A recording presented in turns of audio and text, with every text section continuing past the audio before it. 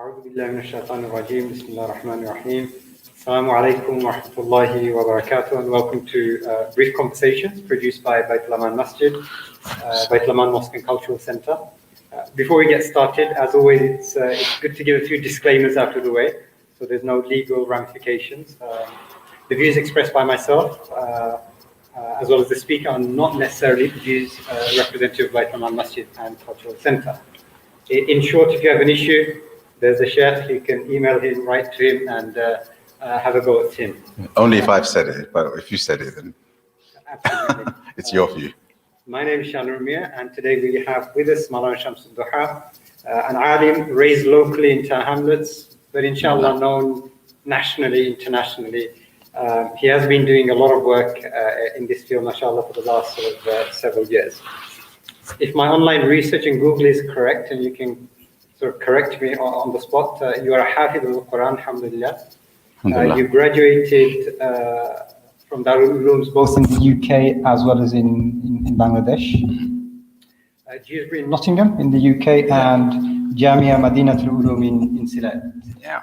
Alhamdulillah. You My hometown. Masters in Islamic Studies from Birkbeck. Yeah. Which I did not know actually until I did the research. When was that? Between 2004 and 2008. Took a while. How did you find that experience doing Islamic studies in a secular university? Well, it was interesting because I did it because I wanted to experience Islamic studies. It was the reason why I went for it, and so it was interesting. So a lot of what I took away was those observations, how Islam is approached from, as my lecturer put it, a non-normative perspective.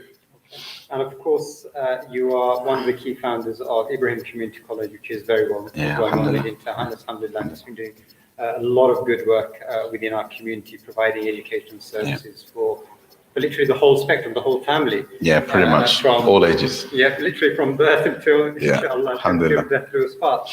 And also more recently, founder of Mawārid Lifestyle. Is that a website?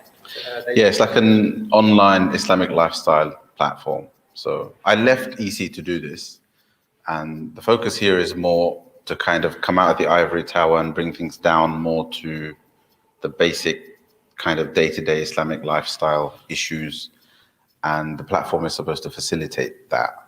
So it's still early days, so I start with really what I'm familiar with, my kind of go-to, which is education, courses, Islamic learning, that kind of thing. And I have a couple of priority issues that I felt I couldn't address at EC that I'm able to address here, which maybe we can talk about. And then hopefully it will evolve into a broader kind of Islamic lifestyle platform where we'll do, wider issues that are not necessarily so much about Sharia, but Sharia-informed life and so on. So maybe we can talk about that, inshallah, towards the end if we have a bit more time. But welcome, Ya Sheikh, and Jazakallah khairan for giving us the time. Although I will say, for audience members and viewers, he was late, and I have demanded compensation. Apology is not sufficient, as apology fashionably too easily given. Before we start off with the subject matter, I think for me personally, it's always worthwhile to know the person. Who is Mawlana Adduha? What was his youth like? Did he ever imagine himself to be Mawlana Adduha? Was the Islamic sciences something that he had in his mind from a young age? Okay. What were the pivotal moments? What made you who you are? So you want me to answer all of those in one go? Try and weave them together. All right. So I often, whenever I've been asked this question, I haven't been asked this too often, to be honest. I'm not that well-known a figure, but I did get asked it once at an ISOC, I remember. And I don't have, I said then, and I'll say it here, I don't have like a wonderful rags to riches equivalent story when it comes to my journey to where I am now. I was always, what's the word? I was always nurtured for it, basically, by my parents. I had a very sheltered upbringing, even though it was in Tower Hamlets, right here, 5-10 minutes away from here. But it was very much nurtured. My father was involved in da'wah, and he very, very early on, probably perhaps as early as my birth, wanted his children to be people who dedicated themselves to serving the deen. And as it so happens, out of 4 of us brothers, 3 of us went through Darul Ulooms and Islamic seminary education. All 3 of us also memorized the Quran. So that was my father's dream. And he knew that he had to get it right with the eldest. So I got a lot of the kind of coaching and nurturing. Yeah. So in a way, I grew up, and I don't see this as a negative thing at all, by the way. So if anybody wants to take parenting tips, I see this as a perfectly good method. I had blinkers on completely. It was all I was never allowed to see any other path. So I started memorizing the Quran actually on a visit to Bangladesh at the age of 8 or 9, and with a Bangladeshi habit chub, as they say. And he even has an interesting nickname. So and I took some of the sticks as well, Bangladeshi style. But I got through Surah Baqarah in that 6-month stay in Bangladesh. In those days, it was possible to miss school for 6 months back in the 80s. I think I missed a year. Oh, there you go. The good old days, right? The good old days. You can't do that again, right? More than 2 weeks, and I think you lose your seat, right? So anyway, I managed to memorize Surah Al-Baqarah, and then came here, and then after that trip, joined Fort Square Masjid, and then between 9, 10 to 13 years of age, just before I was 13, I managed to struggle through to about 12 juz, and then I went to Darul Uloom. So for viewers, Darul Uloom is like an Islamic boarding school, basically, where you have the full Islamic studies curriculum. In the olden days, that was the only way, in the UK at least, that you could study Islam. And I think by 89, when I joined, there were only 2 well-known ones in the UK. I think there might have been one more, but there was 2 that most people went to. One was in Bury and one was in Dewsbury. So I was shipped off to Dewsbury at the age of 13. I'm going to link in a question that I sort of wrote down to ask right towards the end, but I think it sort of links very nicely here. As youngsters or as parents, is it always a question of secular education or Islamic education? Do we have to sacrifice one for the other? Is it a question that, oh my God, if I go through the Islamic sciences, I'm going to be impoverished, I'm going to have to go through difficulties, my life will be, just one economic struggle after another, I won't be able to do well for myself, I can't buy a house or a car. Yeah. Many people have had in the past and may still have this view at present, either as youngsters who are considering that, I want to go into the Islamic sciences, I want to memorize the Quran, I want to learn Arabic, I have a love for the deen, as the youngsters themselves. But in their minds, they're thinking, well, how can I be a doctor? Yeah. How can I be a sort of engineer?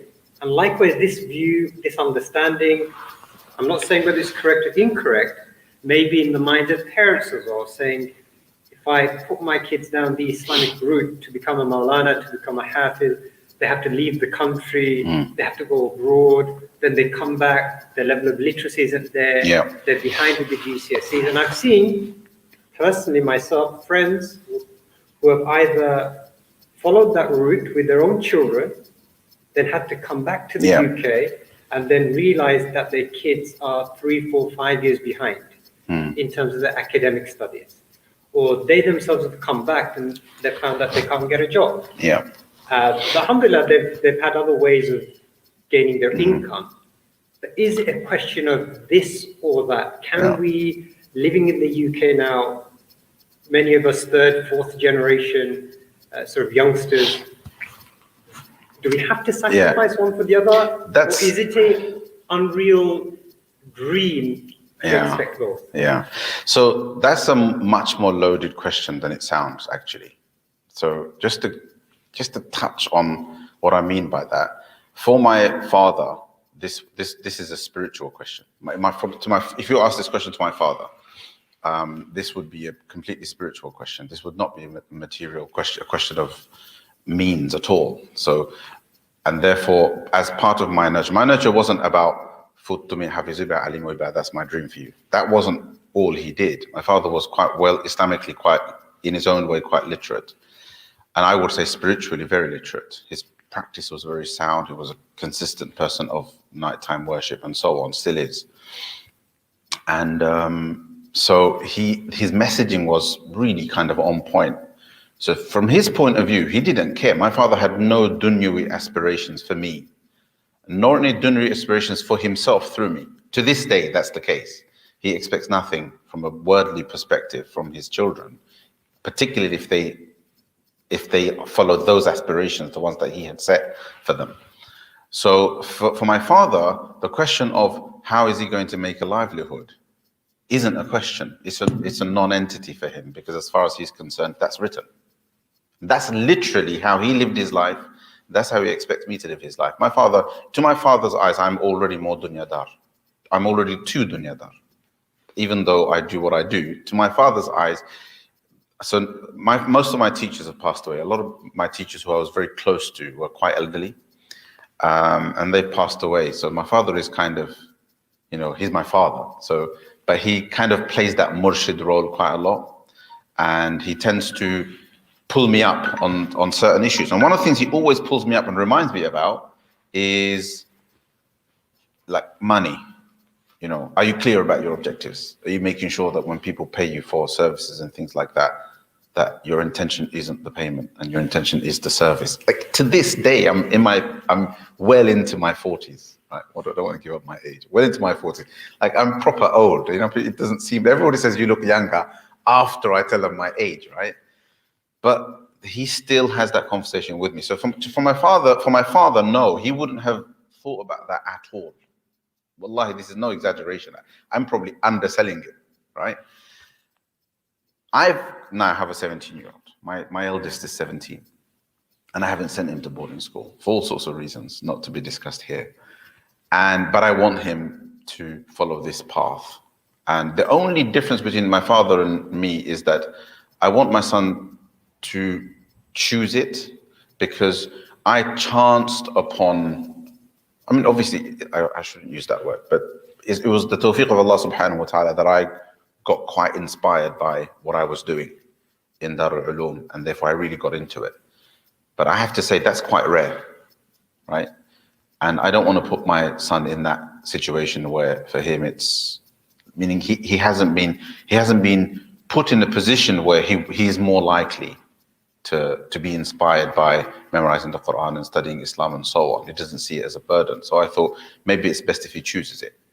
So I'm trying to give him the most exposure possible, hoping that as he goes through college and sixth form, goes through university, he also kind of, I keep his eyes on this as well, so that at some point he says, yes, I want to do it. What does that mean? In answer to your question, it means I'm sort of trying to straddle both horses, aren't I? I'm sort of wondering if there is that trade-off, and I'm trying to make sure that my son has both, the best of both worlds, and that if he wants a career, he can have that, but he still has a sufficient amount of Islamic knowledge, or at any point in his life, he can just go back into that and pursue it and put in a few years, and he's at an advanced stage, perhaps, to then go in pursue a master's or a PhD or something like that, or become an imam or something more community-based.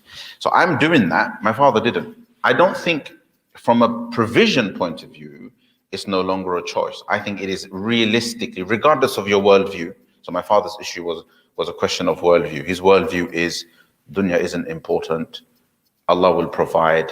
And how can he deprive his slaves who serve the deen? Which is true, and it has been true in my life. Alhamdulillah, and it worked for him. And it worked for him, absolutely it did. I can't count on my fingers the number of times I've seen that to be absolutely 100% true. If you actually don't care about the dunya kind of chases you. But for most people, if you put the worldview aspect aside and the spiritual aspect aside and just ask, can it be done? Can both be done? Then more so than ever before, both can be done now. The facilities are there. Yes, the facilities aren't quite formal in the way that if you wanted to pursue 2 degrees, there are ways in which you could do it. Or if you wanted to straddle 2 different career paths, there are ways in which you can keep those things open all the way up until perhaps you get to some sort of post-grad vocational course or something. But before that, you can kind of keep your options open to an extent. With Islamic studies, it's not so clear-cut. There are no formal routes. So somebody has to kind of advise you through it, but it is possible nowadays. So what we can say is that we are living in a time with opportunities where actually the avenues are there. It's going to require a lot of hard work. It's not going to be easy, but with most things in life, if you want it, you've got to put some time and effort into it. Yeah, and it's easy for the right people, and that's the best thing about it. And I think as a community, we have to change the way we look at things for those people to start to see that path open up for them. And what I mean by that is that aren't all the people right people? No. If somebody wants to pursue, say, a career and also do justice to Islamic studies, either from an academic perspective or from a services point of view, they have to be pretty talented if they want to straddle both. And in any case, even if they weren't straddling both and were just focusing on the Islamic studies, I would rather it was our best brains that did it. And one of the problems, this is a bit of a cliche, but it's a cliche because it has truth in it. And that is that people tend to not send their best minds to study Islam. And this was often said, particularly in the subcontinent, India, Pakistan, Bangladesh, that you have a wealthy Nawab type guy and he'll send his most talented children off to become doctors and engineers. But the one who's kind of not quite there ends up in a Darul Ulum, right, to study Islam. I've seen some change to it, but not fundamentally. The other problem also is that Darul Ulums kind of live in a bubble. So even if they get the best brains in there, they nurture them for Islamic studies and service in the community for 1950s, 1960s India, Pakistan, not quite 2021 Britain. And that's an issue, that remains an issue. There's some progress, but that's something that we have to basically deal with. So it's then left to that young person after they graduate to figure things out. And sometimes extremely talented young people can't figure it out because just livelihood gets in the way, and their talent ends up being exploited or utilized by the civil service or by the NHS or by the prison service as a chaplain. Let's make this more practical. Let's say that amongst our viewers, and we're going to talk about this, inshallah, if we have time. I'm sort of cognizant of the fact that Aisha is fast approaching. Recently, students have been receiving their A-level grades. Yeah. They've received the GCSE grades. And whilst going through your Mawārid website, I did see a YouTube clip where you sort of touched upon this question, which I'm going to ask in a bit. But before I do so, in relation to our previous question, to our youngsters who may be watching, let's say they haven't studied anything of the Islamic sciences before. Alhamdulillah, they, having heard what you've said, that actually if you want to study Islam, you can study it alongside your mainstream A-levels. That if you want to study Islam, you can study it alongside your mainstream degree. For someone who's got no background Islamic studies knowledge, doesn't know what's out there, as a practical tip, what can that A-level student do or that university student do to start their journey of the Islamic sciences whilst they are studying their A-levels and, let's say, degree? Yeah. So my thoughts have evolved a lot. I think 10 years ago I would not have given this answer. But my answer to that question is the first thing that person has to do, assuming that the very basics are already taken care of, which statistically for about 70% of children they are taken care of, i.e. the basics of Salah, being able to recite the Quran for the sake of Salah, some moderate competence in Tajweed, practical competence, that is, you're able to recite with them some Tajweed, things like that. You've got that taken care of. You can make your wudu, you can pray your fard, that kind of thing. If you've got that taken care of, then I would say start with learning the foundations of Islam. Why is Islam the truth?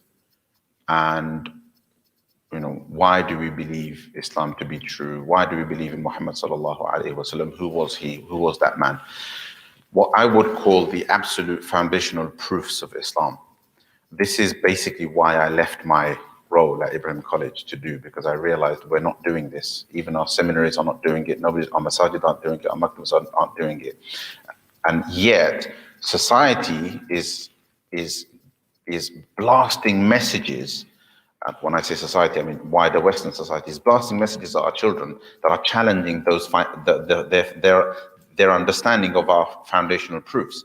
But they have none. They have no understanding of the foundational proofs. So when they suddenly come across study evolution in science and it clashes with the story of Adam alayhi salam, they have no counter narrative to that. And the absence of a counter narrative in their mind is often misconstrued as the complete absence of a counter narrative in Islam. And there's, that's just an example, but there's loads of other examples. Just the other day, I was dealing with a young lady, counseling her, who had questions and doubts about Islam because of the way Islam treats women, right? You know, and so on. This is now everywhere. 70% of Brits, according to St. Mary's University, are now non-affiliates of religion. 70% of youth, I think I think they're from their early teens to the age of 29 or so, right? That's the latest piece of research that's come out. And that's a Catholic university, so they're not trying to promote atheism, right? So this definitely affects Muslims. So I think, and our response has been very, very weak. So a young person now going into university, going into college, you're going to be bombarded by these messages, learn the foundations of Iman. When I say foundations of Iman, I mean focusing on proofs. From there, you come to the content of Iman, which most people know, you know, the 6 pillars, etc. So the 6 articles of Iman and so on. And then perhaps review your fard knowledge. If we don't begin from there, then, you know, we have to accept that most of us are spiritually pretty weak. Society is spiritually quite weak. The only thing that can replace a kind of intellectually sound approach is a spiritually sound approach. And we have quite significant weakness on that front because of where we are and how we are. So therefore, the intellectual approach has to take priority. So I would say work your way from there, and then basically come back to the question of, okay, but I want to go further. Well, then Arabic language and the Islamic sciences, whatever they are. It may be unreasonable, and this is my view from my experience, and of course our experiences can be totally wildly different, and we don't have to agree on this, is that if anyone, whether young or old, is serious about going into the Islamic sciences, then I generally say that if you're living in the UK, then study 3 areas to begin with. Start with the foundations of the deen, the basics of your faith. Also, in parallel, start the recitation and memorization of the Quran.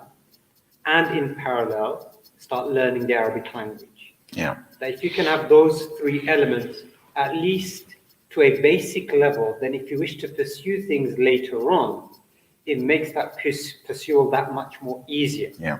And an example that I give very often to now friends is, don't go abroad to learn هذا كتاب and this is a table and that is a chair.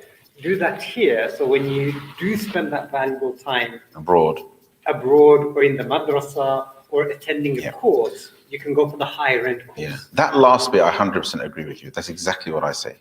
Don't go abroad to learn the basics of Arabic. It's a total waste of money, time, effort, and people do run out of steam. You don't want to run out of steam after learning the basics. You want the year that you can tolerate in 35 degrees of heat. You want that to be a year where your Arabic is really polished, gets really polished, and perhaps you're learning some advanced stuff. But with regards to your other points about where to start, I think for a certain type of person, that's sound advice. Memorization of the Quran, the Arabic language, the foundations of faith, perhaps. But for 70% of the people that might be watching this, perhaps 90% of the people that might be watching this, none of that applies, because you don't have to go very far. I launched a program out of an anxiety that my children, having been through good maktabs, I was fairly convinced that my children didn't know the fundamentals of Islam, the absolute basics. And in the absence of not knowing the absolute basics properly, the way they might know their GCSE subjects as they get ready for an exam, I would say that's the most measurable, benchmark, if you like, for knowing a subject or knowing something. I don't think we can say any of our children by the time they reach 14, 15 know their maktab curriculum as well as that, which means they're making mistakes in their prayer, making mistakes in their wudu, etc. Parents don't know, because most of us, even me, I was thinking, my son reached 14, 15 years of age, and I'm thinking, yeah, he did maktab, I'm sure it's okay. And then one day I said, you know what, I'm going to properly observe them. I observed them, and some warning bells. Then one day I said, okay, demonstrate everything to me again. They demonstrated it, and I decided, okay, this is not good. I'm going to teach them everything again. So I thought, instead of teaching it to just them and my nephews and nieces, about 5 or 6 of them, let me turn it into a program so it's formal, so I can never miss a single class. So that's what I did. And what I realized in that experience, that was my first time since Ebrahim College that I started to teach young people, teenagers from the age of 13 to about 18. That was the cohort. And I did it in that way. I taught them the absolute foundations of Islam. But the thing is, we can say foundations to Islam to Maulana X, and he will teach them arkan of iman. That's not what I mean. What I mean by foundations is, I mean the proofs that establish that Islam is the truth. Because this is the question that will plague their minds, whether they admit it to us or not. My son, at some point, it is my greatest nightmare that at some point somebody's going to present to him a proof against Islam that will make him wonder about its truth. And I want to preempt that. And that should be a concern in every single parent. And the number of young people that are coming to me saying, I have doubts in Islam, honestly. When someone hears that, maybe they start thinking, okay, this Maulana is saying that my kid needs to know about philosophy and theology, and no. So, I mean, probably the most widely accepted proofs of Islam are things like, you'd be surprised, are things like hadith theory, right? The system that gives us our historical foundation, in academic terms, our historicity. How do we know that Muhammad Sallallahu Alaihi Wasallam is indeed true? It's isnad. Isnad is history. 99.9% of Muslims don't know what in the world that is, but it is fundamental and instrumental in proving the truth of Islam, right? Then you've got things like proofs of prophethood. This is stuff that people dabble in. People know bits and bobs about it, but they don't know how to string it in the form of arguments and in the form of a proof, but they know the stories. Proofs of prophethood, right? Mu'jizat, the Quran, and things like that. But we need to put it all together for them. Surprisingly, there's hardly any kalam. Now, so rein it back a bit. Yeah, because we are I don't want this going above people's heads either. Fast approaching the allocated time we have. Why is Islam true? Basically, just to answer that question. Make sure your children can answer that question. And I guess the question would be, if parents don't know the answers to that, or they can't articulate it, then maybe we all need to go. We all need to go. Yeah, it's true. And learn together. And nowadays, what I say is we use the online for lots of wasteless things, but actually there's so much beneficial knowledge out there. There's some brilliant stuff out there. These questions aren't new questions. No. These are questions that scholars have discussed, talked about, answered, re-answered, remodified. It's all out there. We just need to go and put a bit of time and effort in. And keeping time in mind, with all of our youngsters about to start college, with a lot of our youth beginning university, it's going to be the first years, the first few weeks, months. I think I read one of your statements in your website. To put it mildly, it can be potentially a pathway filled with many pitfalls. Within 4 or 5 minutes, and I know it's going to be very hard, or even less than that, what survival tools would you say that as parents or as youngsters we should have before we embark on this new journey into adulthood, when greater freedoms are given? And variant ideas are exposed to, some of which are in line with Islamic values, others are dichotomous.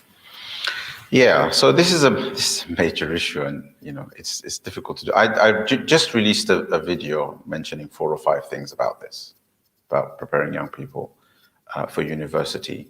And this, of course, if you're going to university, you're not a child, so you can perhaps think about this yourself.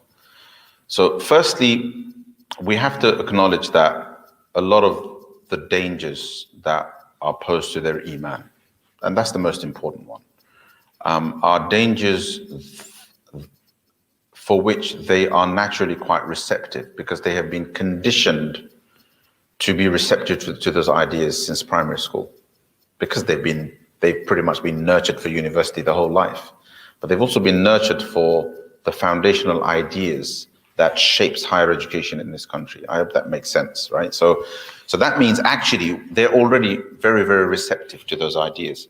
The vast majority of young people view Islam through the lens of liberalism, not the other way around, because they are far more embedded in ideas, whether they're consciously embedded or not, but they're far more embedded in ideas such as liberalism, secularism, and so on, than they are in Islam. And therefore, Islam makes sense when it fits in to that worldview.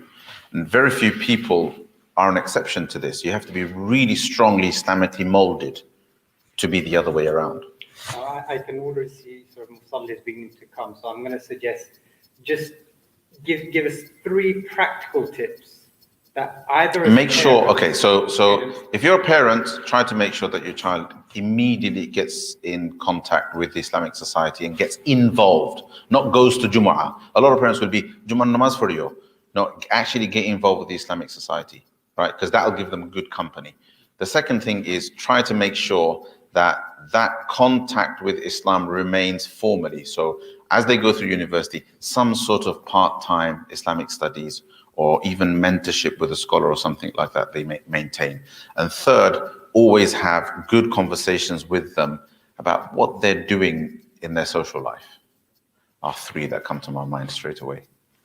Jazakallah khairan, Sheikh, for your time and advice. My apologies for rushing you, but of course, time is always... Musallis are here, yes, the of course. are here, and we have to listen to what the Musallis say. And to all our viewers, keep on reading the Quran, keep good company, remain patient, and try and get involved within your community, within your masjid. Any questions, queries, please contact us via the details. I'm sure that will be present somewhere online on the video or on the website. And for a few weeks, I'll be here leading the second Jumu'ah Salah. So yes, absolutely. We'll be that talking. Is live streamed. Am I correct? The Jumu'ah Salah is live streamed as well as pre-records available. Any questions, queries, please don't hesitate to contact us via the details that will be present on the video clip of the website. Otherwise, Assalamu alaikum wa rahmatullahi wa barakatuh. Assalamu alaikum wa rahmatullahi wa barakatuh.